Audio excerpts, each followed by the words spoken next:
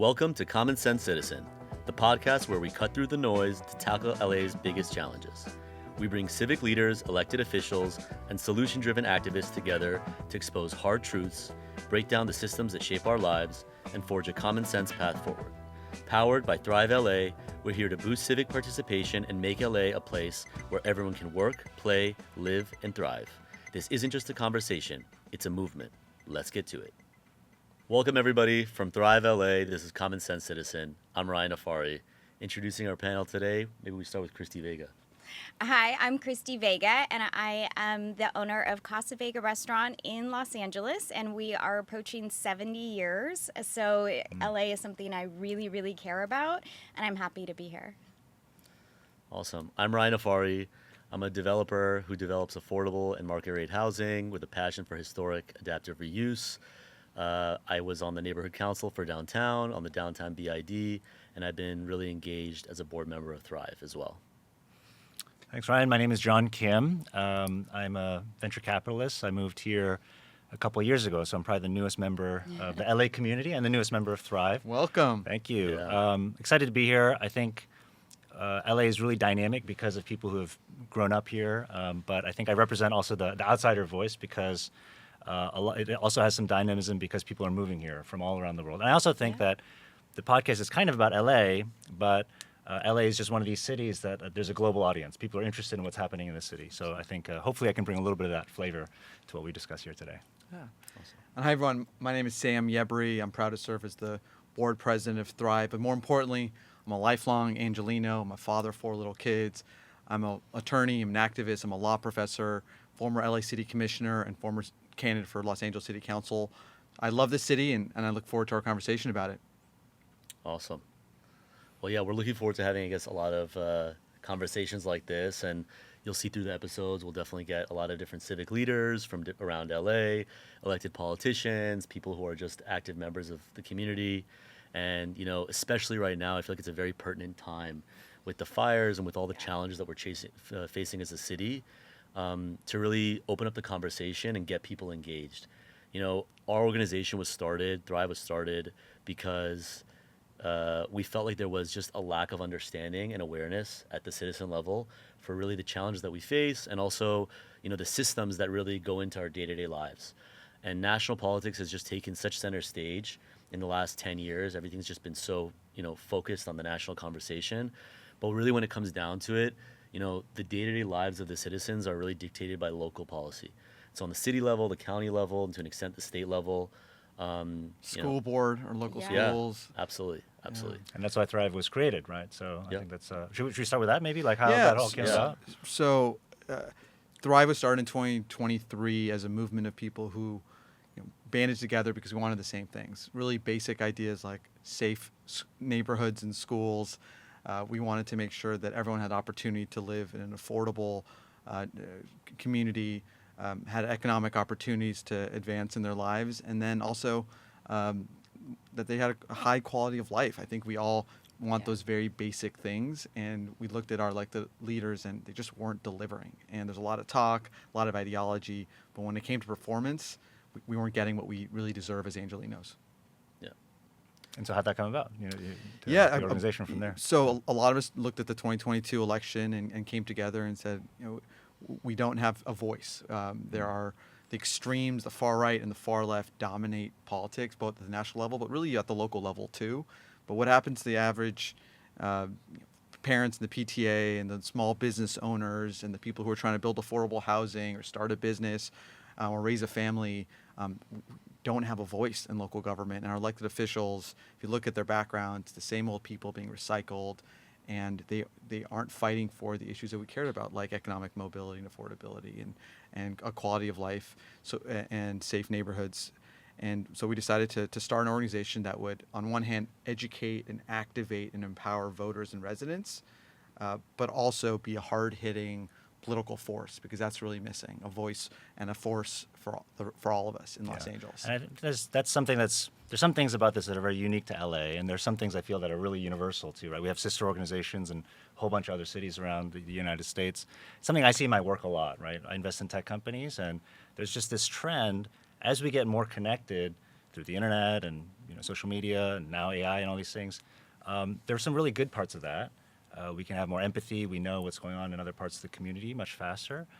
But it also leads to people creating more content that is more divisive, right? And these days, politicians, really people, anybody who runs a business, if you have a cause, in order to advance your cause, let's say in the political example, you need to get elected, you need votes. To get votes, you need attention. To get attention, you typically need to put out content that is pretty polarizing, extreme, and said in a pretty combative way, because that's what sort of hooks your brain, your amygdala, to pay attention to the content, right? Sure. So that's why I think there's this trend towards more and more polarization in content, when actually the voters in general, like, they're pretty in the middle. Like, we all just want things that make sense, right? And that's why we have this whole, the common sense citizen, right? That's why it's called this, Sure. right? So, yeah, I'm really excited to see a platform, right, that we can hopefully come and sort of convey some of these ideas that are really in the middle, things that can make sense to get and advance what common sense, actual normal citizens want in LA. Totally. To add to that, I think that like there's so many systems within the city that you don't really get to feel the effects of bad policy right off the bat. And it's such a trickle-down effect, and it takes years. But we're sort of at that point that, a lot of people have been blindsided to where, like, we've had a build-up for years and years and years of bad policy, bad elected officials, frankly, a record level of corruption that a lot of people aren't even aware of.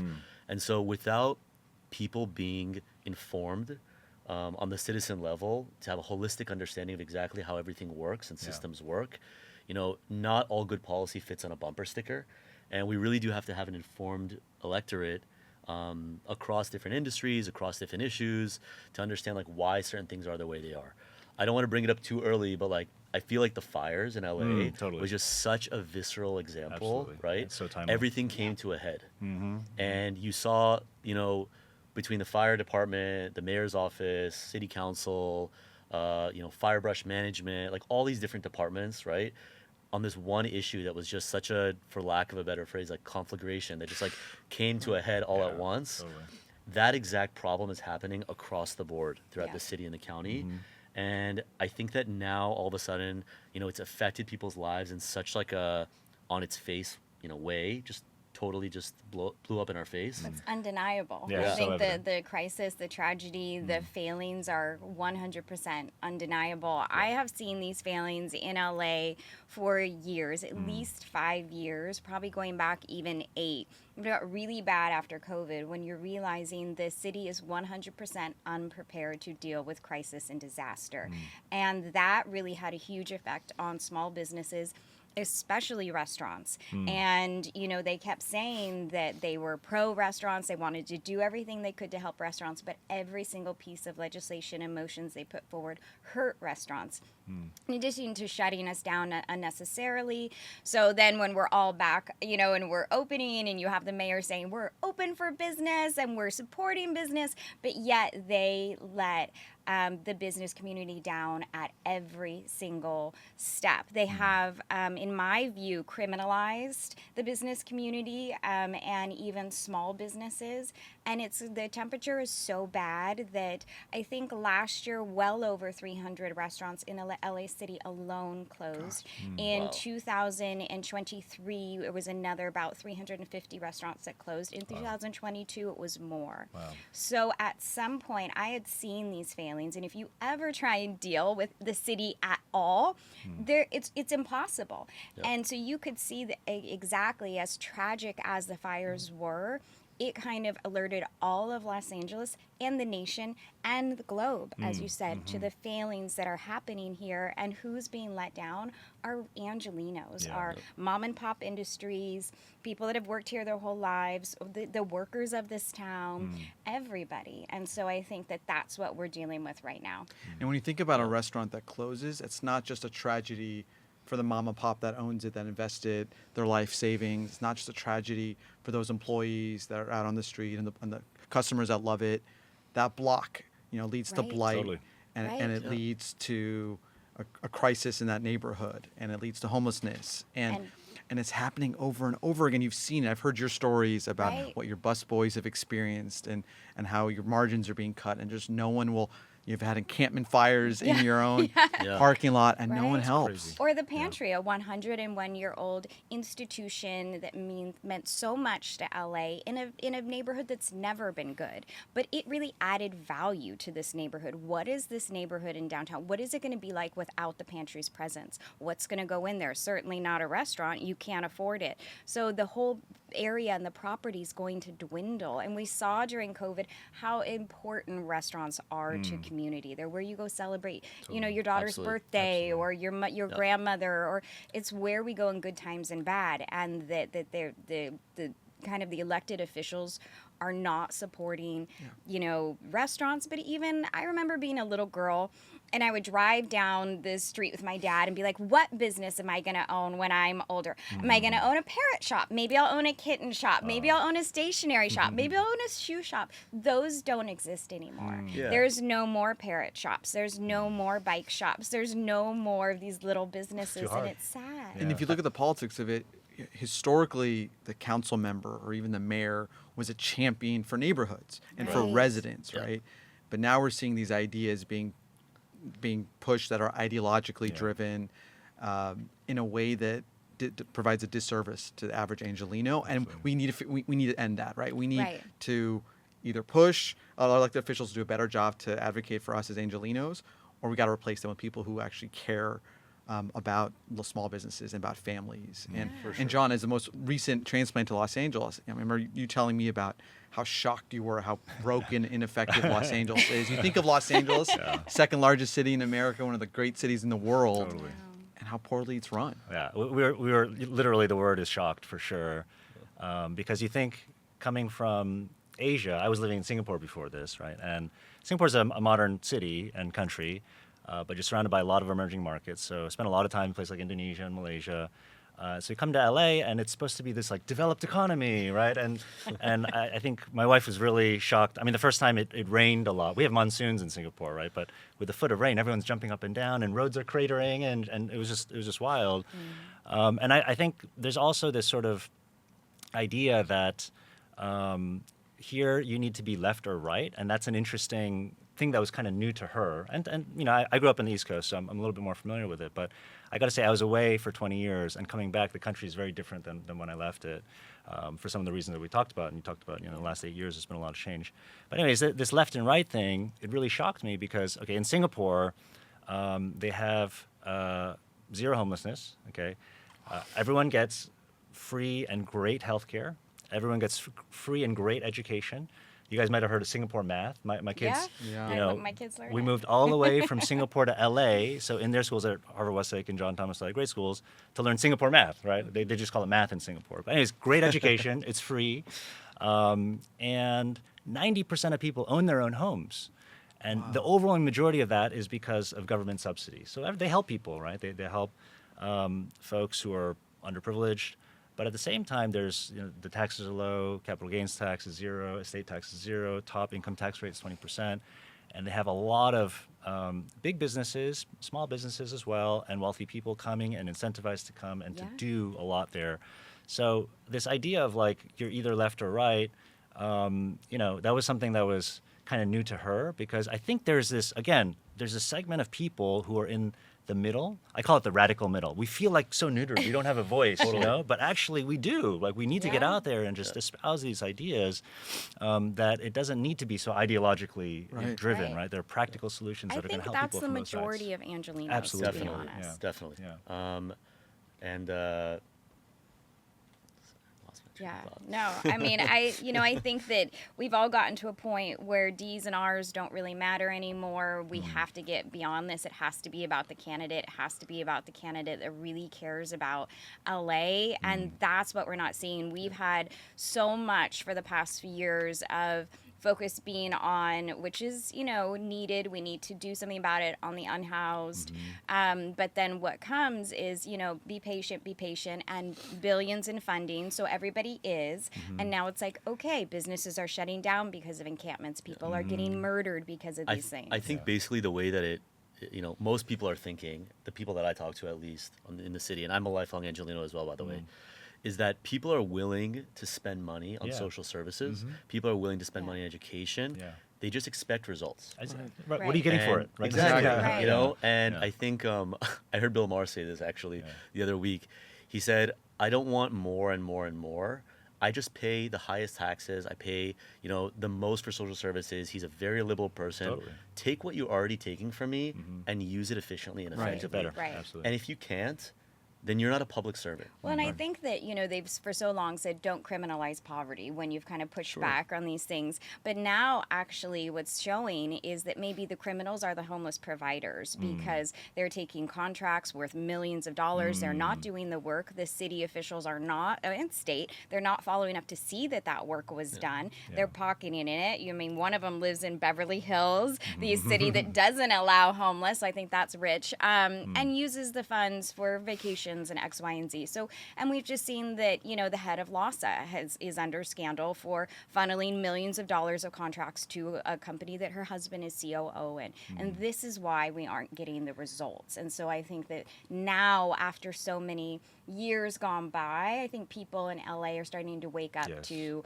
the good money that we're putting in to fix this problem is actually going to corruption. And I think a huge reason of that, right? We have a sort of homeless industrial complex, Yeah. which has been referred to once, but I think there's just compounding systems of incumbency.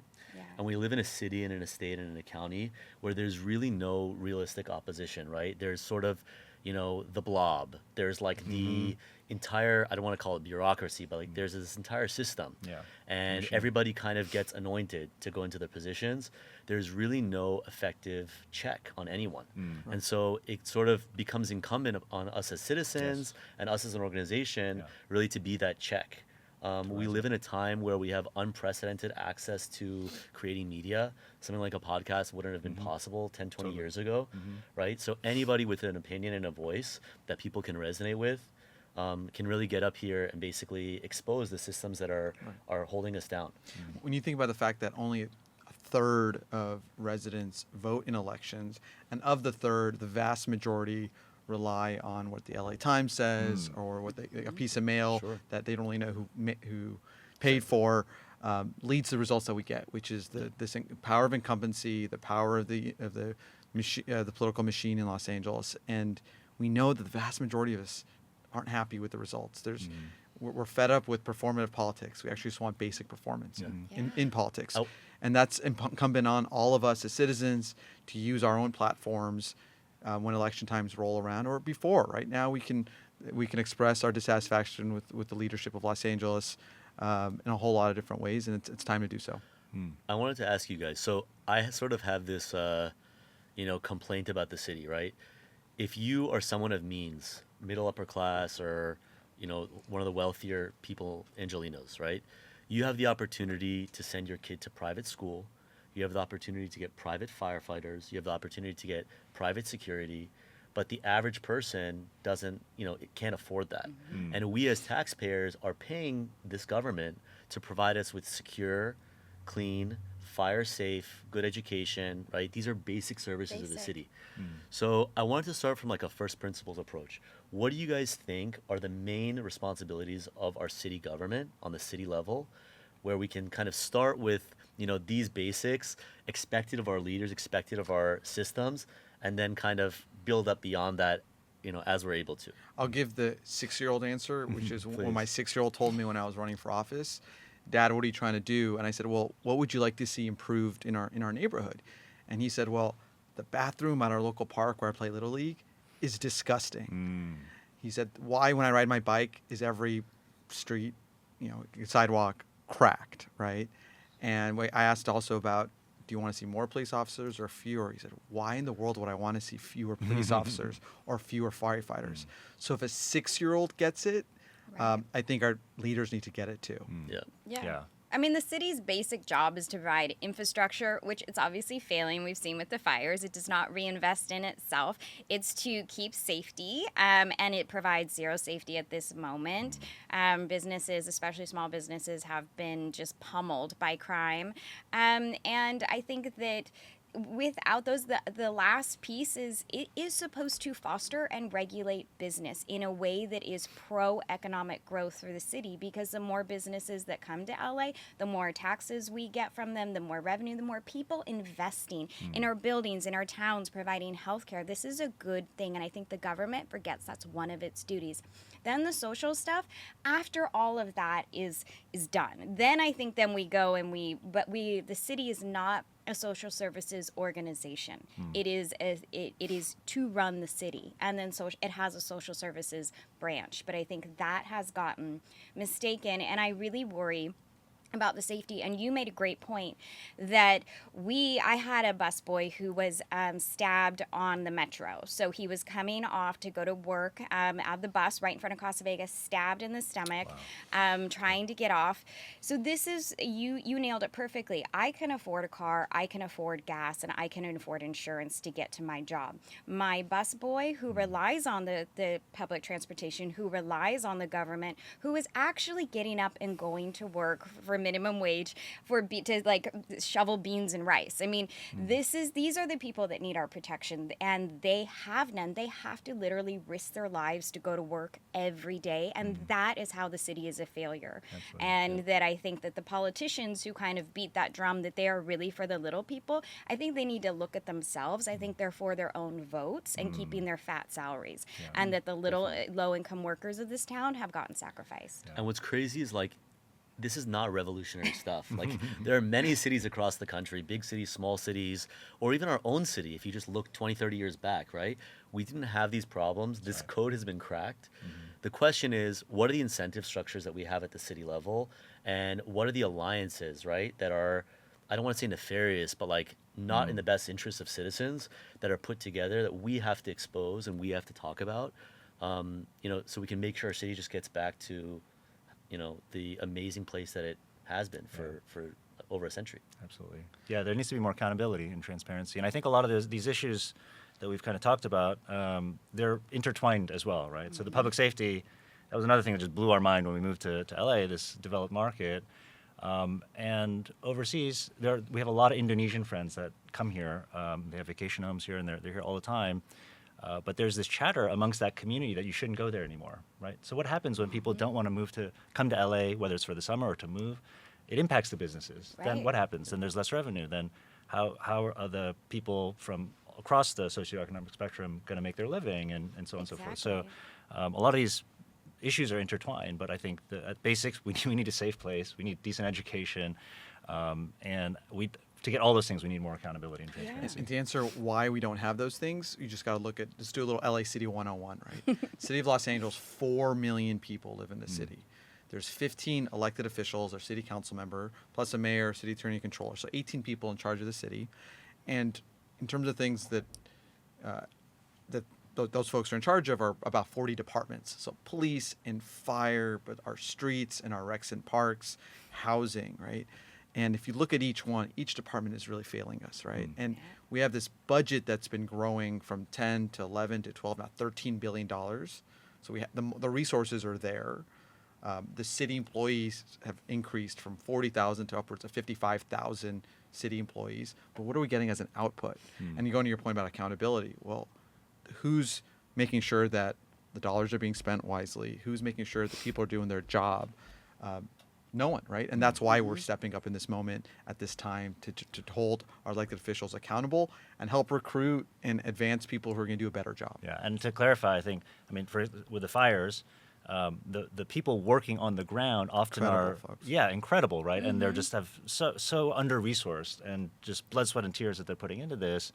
But sort of the inputs to that, these increasing tax dollars and so forth, they're not necessarily getting put into those inputs in the They're right not. way. In December, right before the January fires, the fire chief sent a letter saying, we need more resources. Right. We We have 100 engines that need to be repaired, and we are not ready for a catastrophic event, a wildfire. And it was ignored, right?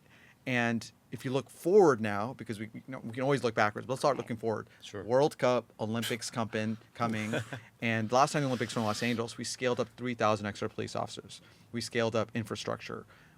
We're not doing that. We actually had a historic low in police officers. We're down to 8,200 when we had 10,000. For 4 million Right. people. Right, for 4 million Crazy. people. It's one of the which- lowest ratios. One of the anywhere, lowest right? ratios, much smaller than compared to Chicago, New York, Yeah. and Yeah. other big cities in America and worldwide.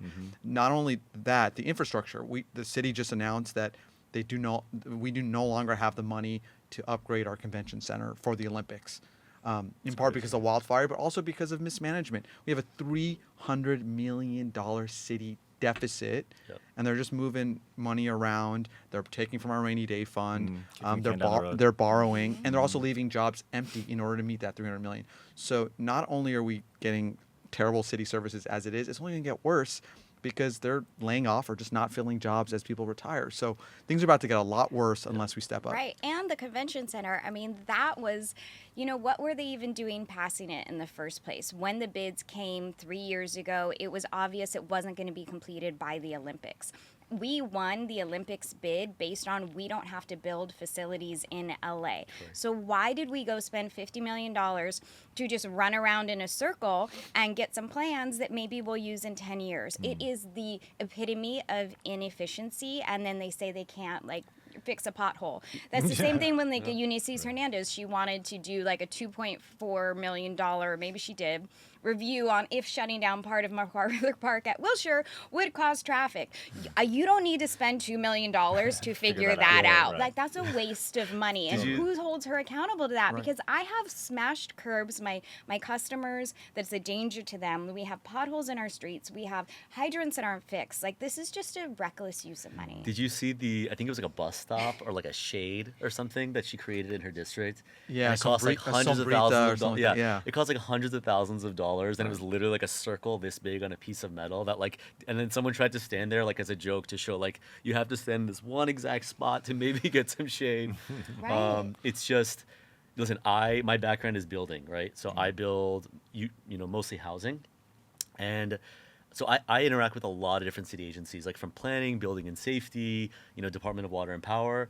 And all I can say is there is structural inefficiency in the system, right? And it's built in a way, number one, to maximize jobs, to minimize accountability, and to just add red tape. Right. And, as we've seen with the fires, for example, what did that get us? Did it get us safer buildings? Do we have, any less problems with the structures that we're building, from any other place? I mean, do we necessarily have the most innovative, beautiful buildings that are being built No. up and down the streets? Of Any of course it. we don't, right? And meanwhile, when it comes to housing, the problems are piling up. We had a 10-year stretch where the world was so excited about investing in LA and investing in housing in LA. And we spent those 10 years, right? Elected officials in our city spent those 10 years basically saying, we're going to be a roadblock and we're going to create filters and we're going to how can we extract the most out of these housing builders? And so the policy for 10 years was, let's tax housing to build housing, right? And what did they do? They built, tens of thousands of units that were promised. They built maybe a couple hundred at a cost of almost $1 million a unit. Crazy. And they stopped all this momentum. And now we're in a position where the economy has changed. Investment in LA, investors are walking away from LA. It's a regulatory nightmare. We're disincentivizing people to house other people. We had a 4-year COVID moratorium and rent control, basically blanket rent control, right? Which was just, shouldered by landlords. And then again, during the fires, they tried to do it again. Thankfully, we have a couple people on city council, who gave impassioned, articulate, fact-based reasonings against it, and they pushed against it. But then we had it on the county level. Right. And so, I see it in my industry. I love that we have a panel of sort of people from different perspectives that can really expose how it's the same structural inefficiency that has really been baked into the city over the last few decades across industries. Yeah. But the result of all that are the rents are skyrocketing. That's right. right. Absolutely. So the Right. result is not only difficult to build and investments going away, but because of these bad policies, whether it's the ULA tax, whether it's the bureaucracy, the rents are going through the roof. So not as well-intentioned as they might have been, let's assume that the folks in charge were really trying to help people who are renters and struggling, are on the brink of homelessness. The policies did not work. And no one is willing to say, you know what, it's time for a course correction. It's time to do things differently. This fee, fine, tax process just doesn't work. Let's do it differently, because we have, the average person doesn't have a voice at the table. And like Right. this is where this becomes sort of like a nexus, right? Of like apoliticization. If we're going to be a city that wants to welcome immigrants, Right. if we're going to be a city that wants to have, incentivize people to have kids and raise their kids here, we need more housing, right? 100%. So like why does this have to be politicized, right? This has to be a holistic approach to, number one, we have probably the smartest human capital in the world living in this city. Why aren't we having these people help solve our problems? Do we really think that these 18 people, as you said, Sam, are the smartest people in the city to, to solve these major issues? Yeah, And it goes our back to the answer is common no. sense thing, right? Like the rent control is a perfect example, I find, right? Like, so could be well intentioned. I've seen so many horror stories of like very, very wealthy tenants, right, who just abuse this. Like they just will be there for years and years not paying just because they know that they can get away with it. And then what's the net effect? Of course, then there's no housing built and people aren't incentivized. Right. So I think, I'm not sure if it's well-intentioned, right? I think some people are well-intentioned, some people are not. But certainly a lot of the policies that get put into place, we've tried them, right? And even if they were well-intentioned, they're just not working. I will also say that because we're in California and because of some of the trends we talked about before of like, I need to get attention, a lot of the policies, they're not designed to help people. They're designed to show I'm more extreme than you. Fully. I'm more woke than you, Exactly. right? Right. And so, Tracy Park, I was so excited. The first Thrive event I came to, I was just so excited. I was like, these are my people. This is my community. I got, and then, you guys gave me the honor of hosting the next event, and we had Tracy, which is where I met you guys for the first time, and it was fantastic. But Tracy, it just blew my mind that the way she got into office, I think it was her opponent was saying, let's shut down all of Venice Beach and just put Yes. homeless housing there. That's right. Yeah. Right? And it's like, look, we should make housing for the unhoused, for sure, right? We all want to help people. It should not be at $1 million a unit. It should be at something that makes sense. Right. But also, how does it help them to be on Venice Beach, right? Versus somewhere, or there was another one, Nithya Raman is my city Mine council too. member, right? Yeah, and yours as well. And I think she voted against, this is, at the first event, you guys were telling me, she voted against a law, I think it was, where they were basically saying, like, you shouldn't have encampments Right. within, was it 500 feet or something? 500 feet of Of a schools. school, right? Parks or libraries. Right, Yeah. and she said, no, like, I want them to be within 500. And they say, how does that help a person who's unhoused if they're closer to a school? Does that actually solve their And problem? What No. about the children at the school? So Right. as a parent in her district, we had an issue where there was tents all over in a private school. And so, they would get them out, but next door is a public school. So they would be creeping in. There was an issue of some horrible behavior in one of the tents that the children could see. And it was reported. Nothing ever happened. And a parent eventually took it into their own hands and moved the tents, and it caused a scuffle. But this is I talked to Nithya about it, and I said, your whole district is up in arms over this vote. We want more public safety. Our areas, our neighborhoods are being sacrificed. Why, if all your constituents are telling you to vote a certain way and your job is to represent the constituents in your area, why are you not doing it? I asked her, do you use your own judgment, or do you represent the people that you were elected by? She said she uses her own, and that she believes that she's doing the best thing, but we have different ways about it. Yeah. And I said, your policies put my life in jeopardy. Yeah. And puts the life of people who are homeless at jeopardy too. We're Exactly. seeing the city leaders love to brag that for the first time in 10 years, homelessness went down by a fraction of a percent after spending $2 billion Right. last year. But if you actually look at the numbers, That's just city $2 billion. right, 2,000 people who were homeless in the city in the county of Los Angeles died last year. Yeah. That's the only reason the numbers went down. And they Crazy. want Think us to about that. applaud like a 10% reduction, which is questionable. Right. That's a 90% failure. You get more than that for just writing your name on the test. Like we've kind of warped into like any reduction with billions of dollars. Yep. It's not. They didn't succeed. It's And a when- problem. And I know, Christy, you're close to firefighters in our city as well. Next time any of us see a firefighter, and I know we all thank them for their service on the wildfires, ask them what their average day looks like, and they'll tell you 80% of their calls involve responding to someone overdosing who's homeless or an encampment fire, and they have to use these Narcan nasal sprays every day to save someone from dying. That's what they're spending their time on. At a time when we have a historic low in number of firefighters and fire stations and fire engines. There's actually going to be a bond in 2026 where we're going to have to make a historic choice whether or not to make a historic investment. But all in Los Angeles, all roads lead back to homelessness. We're not going to have safer neighborhoods. We won't have a budget to invest in things that we want to do. We're not going to be able to have the clean streets and parks that we all want unless we tackle homelessness at its root. And some of it's economic and housing, but a lot of it is mental illness and addiction and allowing people to basically wither away and die in our streets when really bad policies are exacerbating this problem. And it's just so disingenuous and sad to see the way that this political conversation has been framed around homelessness is how dare you? How dare you question what, giving money to these people? How dare you question the way that we're handling these people? They can live their life however they want. They should have full agency. But I don't think that should be at the expense of every tax-paying citizen. Yeah, and it's one thing if there's sometimes there are issues where it's you help one side to hurt the other side, and they always have these trade-offs. But a lot of these decisions, to your point, and going back to what I was saying earlier, it's like it doesn't actually help a homeless person to be close to a school, right? So like the only point is how dare you is to say like I'm more woke than you. How could you not be as woke as me, right? It's just not common sense. I remember, and sometimes it is zero sum. Just on that point, really quickly. When you have a set budget and you're spending as much on homelessness for 1% of our population as you are for our entire firefighters, fire department, and emergency preparedness, which is basically what we're spending on $2 billion on each. Right. There's certainly an imbalance. We're not governing for all. We're So governing for certain groups. So Sam, you're saying that we spend $2 billion on homelessness as a city, and then $2 billion for police and fire. For fire alone and emergency preparedness, and police has its own budget. But basically, our firefighters department budget is equal to our homelessness budget, even though our homelessness population is basically 1% of our city residents. Wow. Crazy.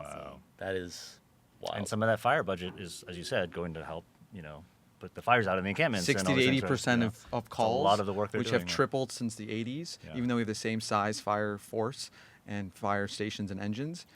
60 to 80% of those calls daily go to homeless-related encampment fires or ODs. I remember when I was on neighborhood council, they were doing a rezoning of all of downtown. And there was a very, very small but very, very active, well-funded group that was trying to enshrine one small pocket of downtown as Skid Row for exclusively homeless encampments and homeless housing. And there's, I think, the Mitchell settlement, right, which enshrines that in that area of Skid Row, you're not allowed to clean up the sidewalks, you're not allowed to move any encampments. We basically ceded a part of the city to any kind of law and order, right? Wow. And these people that came in, they were coming under the guise of compassion for this community, right? And they kept calling it a community as if this is some kind of a lifestyle choice and that people should be able to live like this and that this should be something that's celebrated and we should make it as easy as possible for people to live in this way. And I just was so shocked and taken aback, right? Why would you want to enshrine, from two standpoints, right? Number one, we're asking people to invest hundreds of billions of dollars in our downtown, our most dense area, where we can build as much housing as possible, right? It's the future of our city. The Olympics are coming. We're trying to, get density. We're trying to build public infrastructure like metro and things like that, right? And then you're also, you're basically hamstringing that, right, by putting in a permanent Skid Row. And then on top of that, you're essentially creating a magnet for drug dealers and human traffickers. I don't know if people know this, but there's hundreds, if not thousands, of children that live in Skid Row, right? Yeah. And so to fight for that to be able to continue as if it's some kind of a human rights, issue is Crazy. just so disingenuous. Yeah. And listen, there are nefarious people behind it. I mean, there are drug dealers and traffickers, and there is a huge, system of people that are making money from the government by feeding this problem. The incentive structure is just all out of whack. And something a little more nuanced with John's point was, as a small business owner, I can tell you the frustrations with the rising minimum wage. And also as the daughter of an immigrant and a very active member of the Latino community that really depends on this wage, it's infuriating to watch. And I have a business and economics degree. I certainly understand economic issues. This is not how you get more money into low-income workers' pockets. It is all a ploy for votes by the politicians.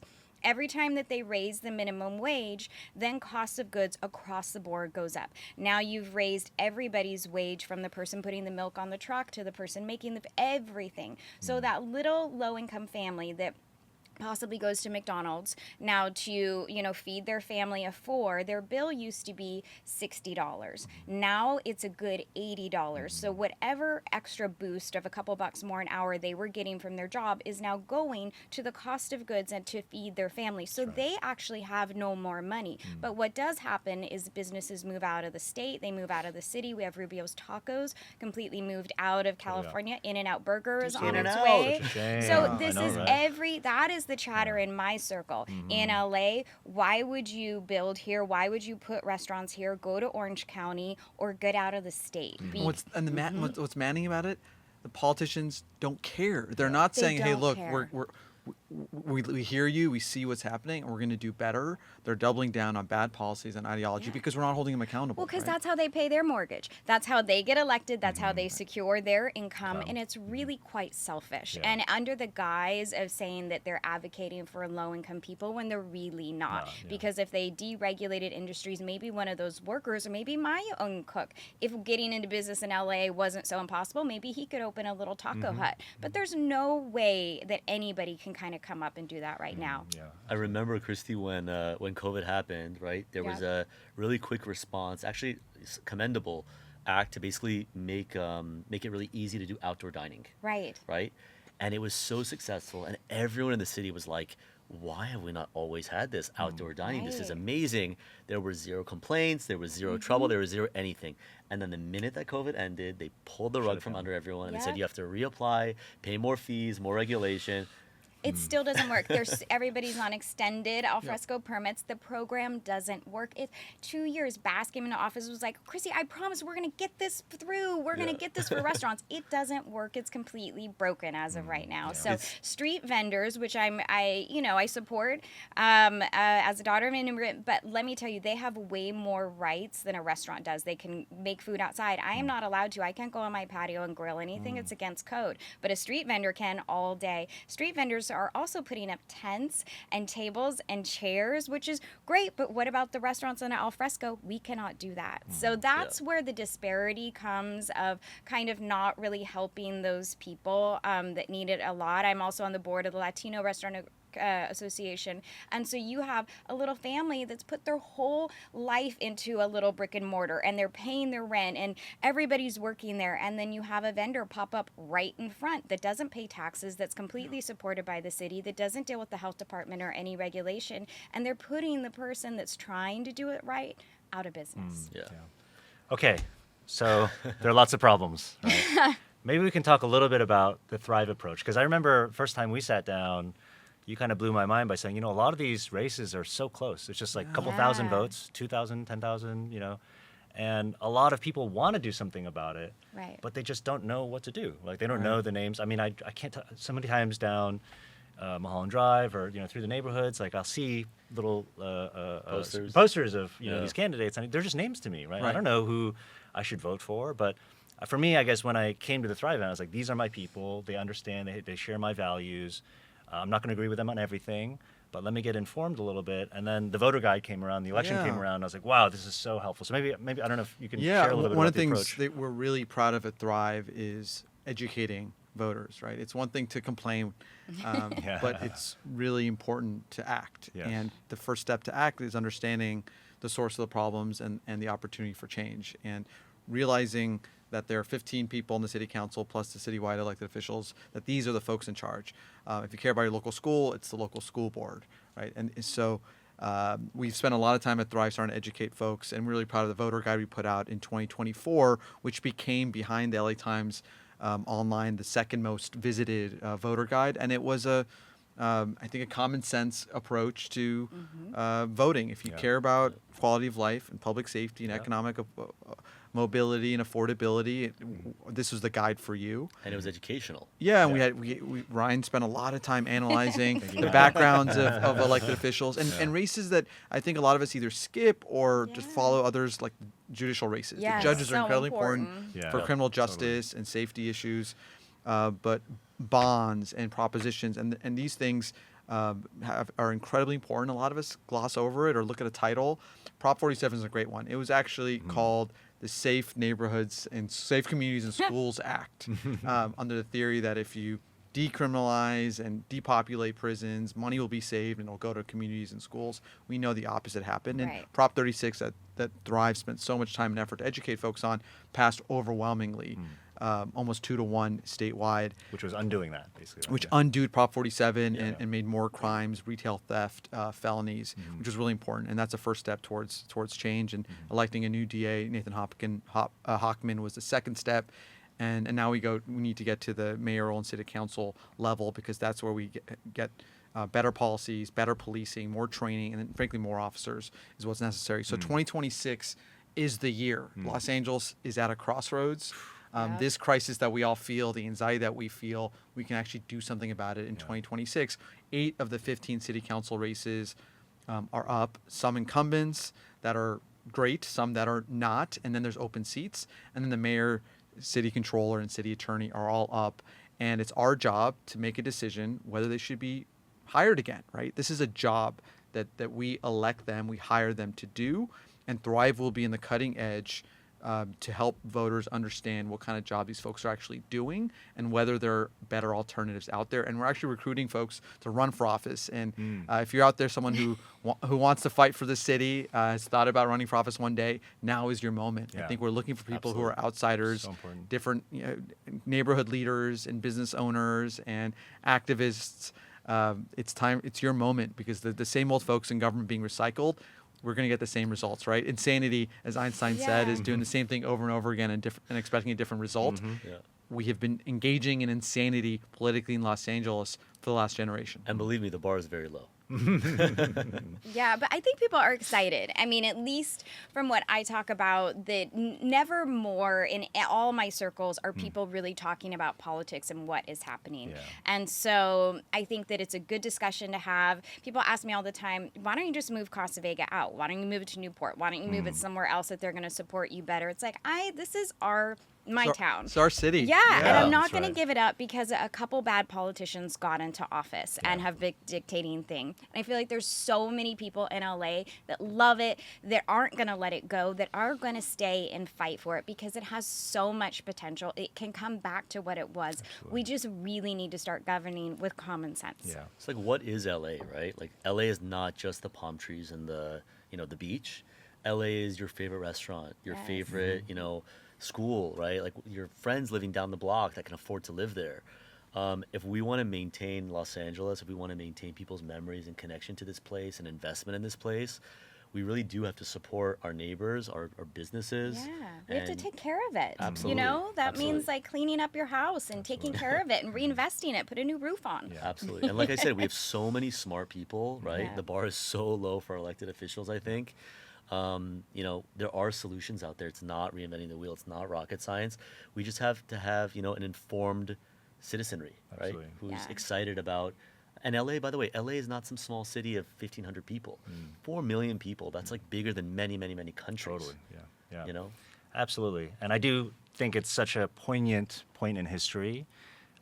Really difficult time with the fires. It brought a lot to light. But to my friends, I say it's darkest before the dawn, right? So I really feel like Yes. we're at this moment where we can rise up. The radical middle can Me get activated, too. right? And we can Definitely. make a difference and see an amazing LA in the future. So I guess if no other sort of points here, we can kind of put the call to action, which is, guys, just please tune into the podcast, right? Yes. Absolutely. We have different views. We come from all across the political spectrum. We don't even agree with each other. You're not going to agree with everything we say, but like, come just learn about the issues, right? And then get engaged with the community.